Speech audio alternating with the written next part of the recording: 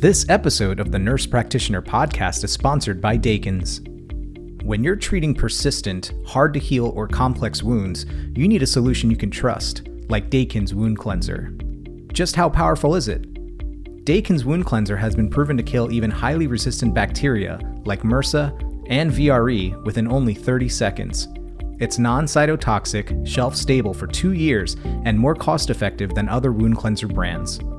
When you need a solution you can count on, ask for Dakin's. In this episode of the Nurse Practitioner Podcast, Mohamed El Hussein discusses dyslipidemia. What is atherosclerotic cardiovascular disease? Thank you for the question. That will set actually the stage for the listeners to understand why this is so important, why talking about dyslipidemia and lipid-lowering medications is very important in this context.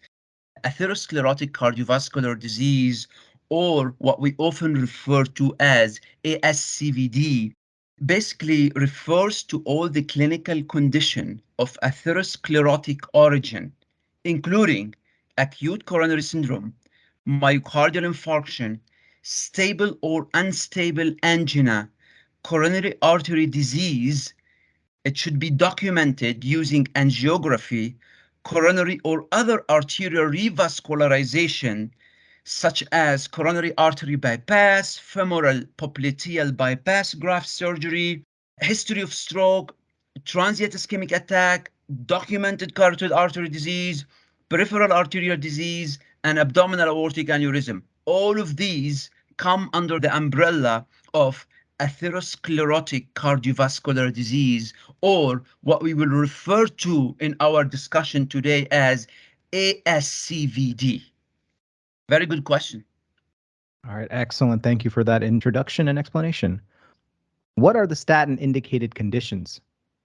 Wow, that's a very important question. However, before I jump into medications, I'd really like to emphasize to the listeners the health behavior interventions before we consider medications in the setting of primary prevention.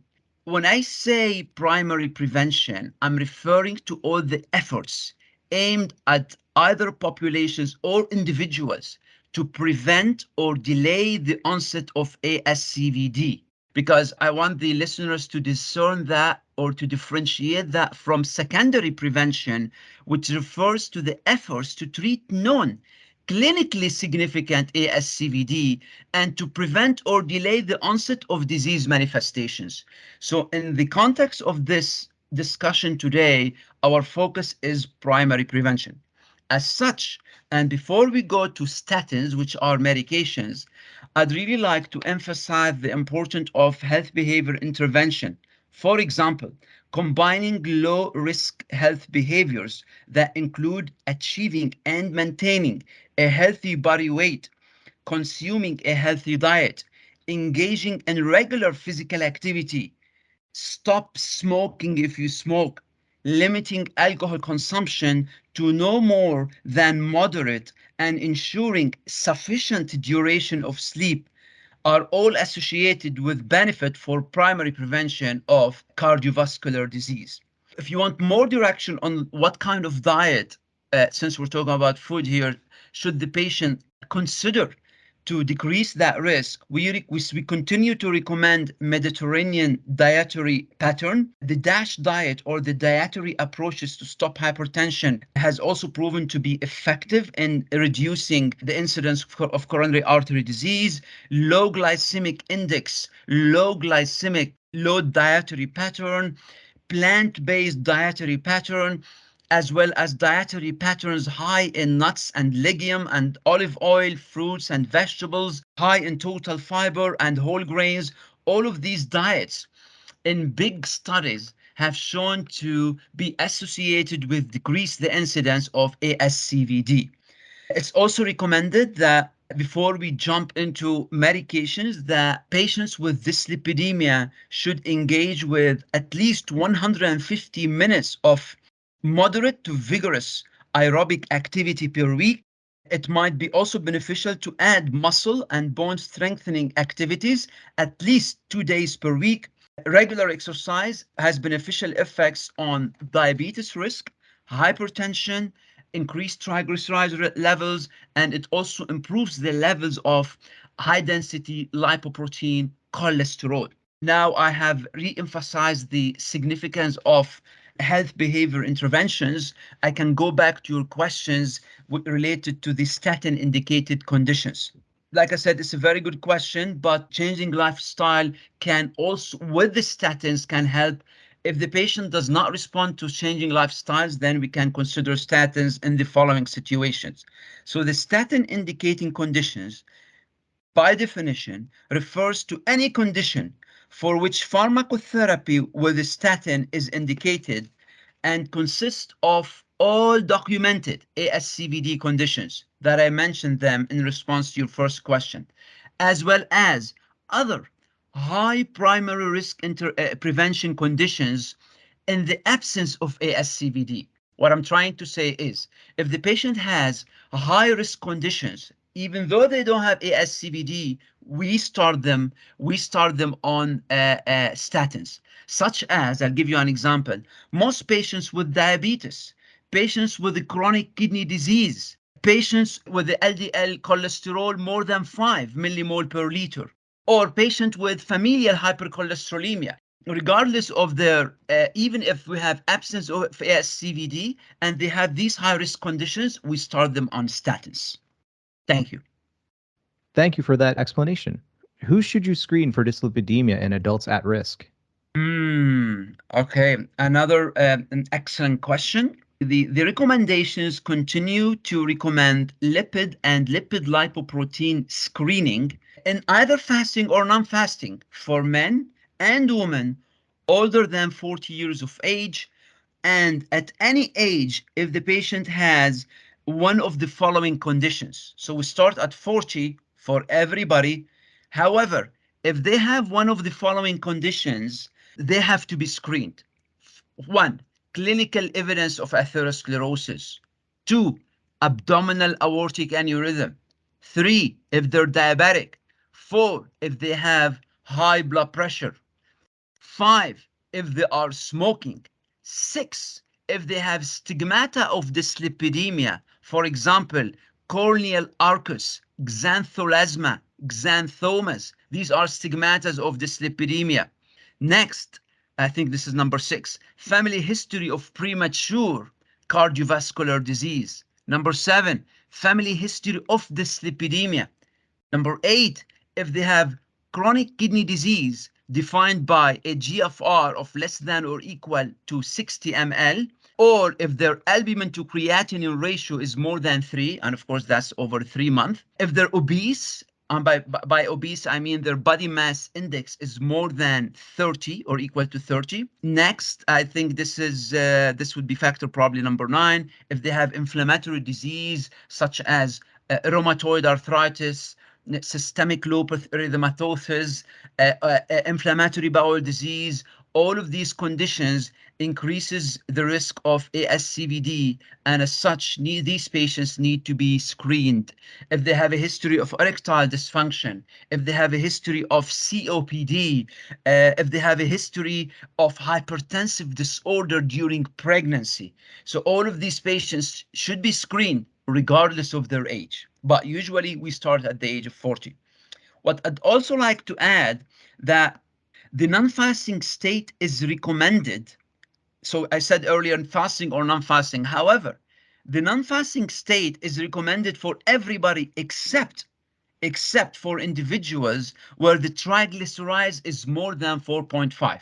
So if somebody has triglyceride less than 4.5, they can go for their blood test without fasting. However, if the triglyceride is more than 4.5, they must fast at least 12 hours before they undergo the dyslipidemia screening. And that's because if the triglyceride is more than 4.5, it leads to minimal changes in relevant lipid levels and has no effect on apolipoprotein levels compared with the fasting stage. That's why we recommend the non-fasting if the triglyceride is less than 4.5. But if it goes above 4.5, no, they have to be fasting. We appreciate you sharing those recommendations. How should you screen for dyslipidemia in adults at risk? The test that we usually order after doing a complete thorough physical exam, we do total cholesterol. We order LDL cholesterol, HDL cholesterol, non-HDL cholesterol, triglycerides. We also order fasting plasma glucose, hemoglobin A1C. And what's new now and is very important is the new test, which is known as lipoprotein little a. Lipoprotein little a. We'll talk more about it. We also recommend that the practitioner order ApoB, urine albumin to creatinine ratio, just to make sure that the patient does not have a chronic disease. So you might ask, like, why the focus is very much on LDL cholesterol. Most of the guidelines have used LDL cholesterol as the primary laboratory measurement for considering initiation of statin treatment and as a treatment target in low, intermediate, and high risk individuals.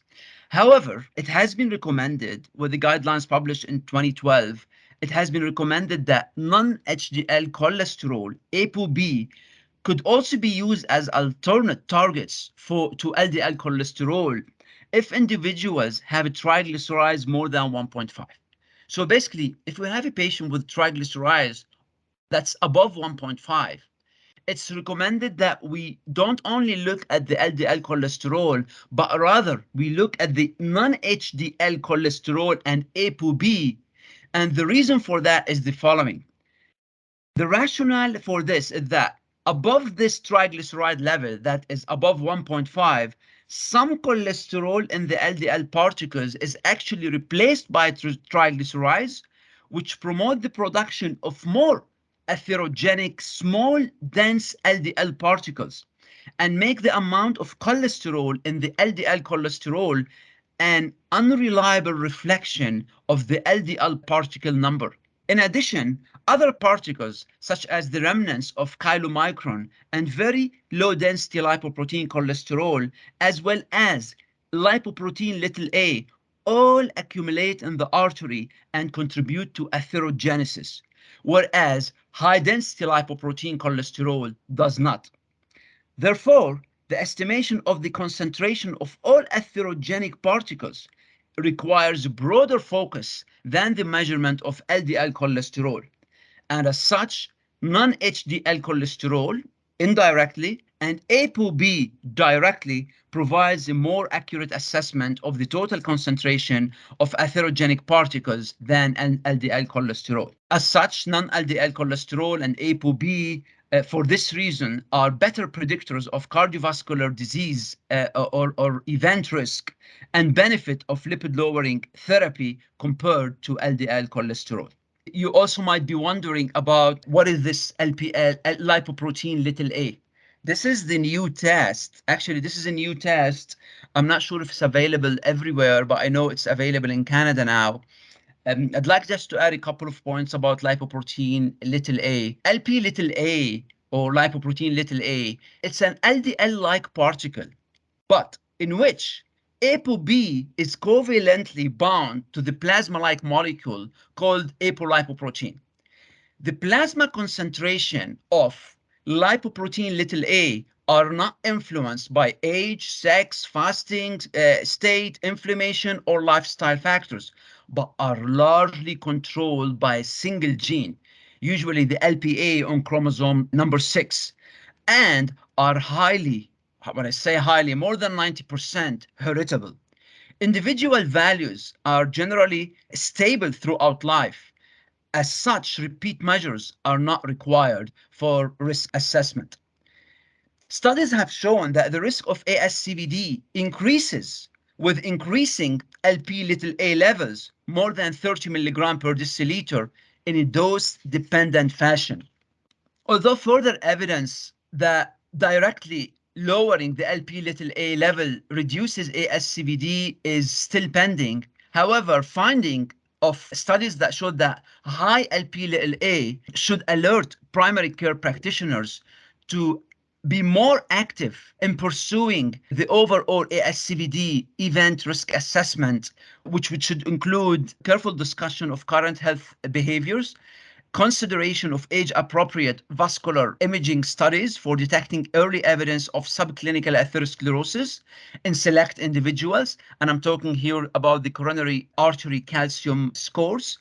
An earlier introduction of statins or lipid-lowering therapy, especially in intermediate risk individuals or low risk individuals with moderate elevation of LDL cholesterol or a LDL cholesterol between 3.5 to 5. Can you provide an overview of the management of dyslipidemia in primary prevention? Studies consistently show that a 20 to 22% relative reduction, there is a 20 to 22% relative reduction for each 1 millimole per liter reduction in LDL cholesterol. The absolute risk reduction is dependent on the baseline risk and the baseline LDL cholesterol. Because statin treatment will provide a greater absolute LDL lowering in those with higher baseline values.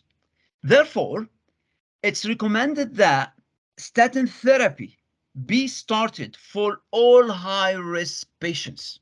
That is, if their ASCVD is more than or equal to 20%, or patients with intermediate risk, that is their ASCVD between 10 to 19.9, when their LDL cholesterol is more than or equal to 3.5, or their ApoB is more than or equal to 1.05 grams per liter, or when their non-HDL cholesterol is more than or equal to 4.2.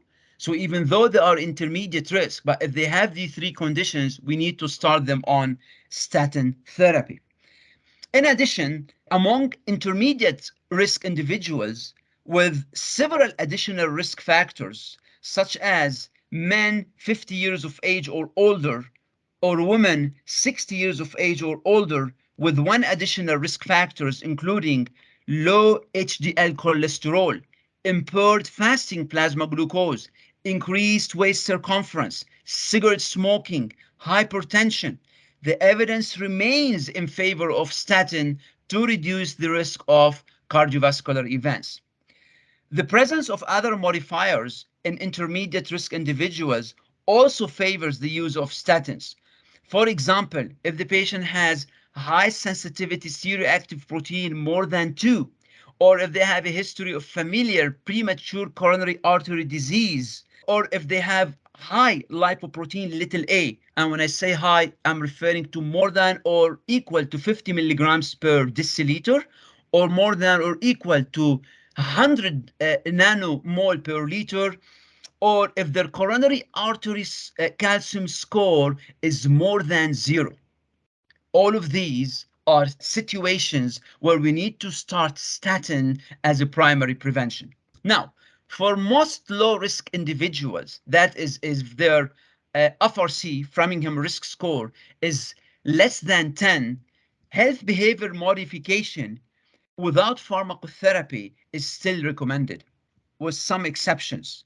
If we have low-risk individuals with low-density lipoprotein more than 5, or if their ApoB is more than or equal to 1.45, or non-HDL cholesterol is more than or equal to 5.8, who have statin-indicated conditions, likely, for example, genetic dyslipidemia or familial hypercholesterolemia, or in individuals where their FRS is between 5 to 9, but their LDL cholesterol is more than or equal to 3.5, or their ApoB is more than or equal to 1.05 grams per deciliter, or their non-HDL cholesterol is more than or equal to 4.2, especially with other risk modifiers. Example, if they have a family history of premature coronary artery disease, or if their lipoprotein little a is more than 50, or their CAG score is more than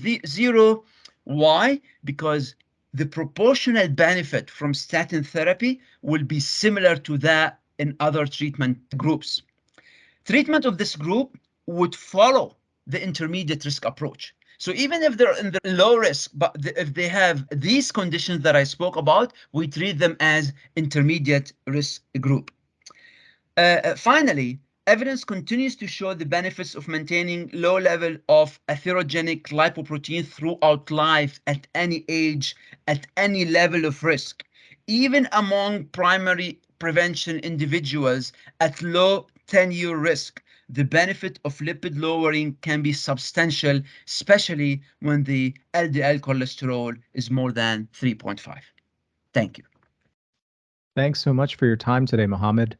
You can find the Nurse Practitioner Podcast on Spotify and iTunes. Thanks for listening, and we'll see you for the next episode. This podcast does not constitute medical advice and should not be taken as such, and does not replace professional judgment or advice. The ideas and viewpoints expressed in this podcast do not reflect the official position of the speakers, authors, affiliated organizations, the Nurse Practitioner Journal, or Wolters Kluwer. Please note that the hosts of the Nurse Practitioner Podcast are not clinicians. However, we created the Nurse Practitioner Podcast to bring you relevant clinical information by NPs for NPs. Thanks for listening.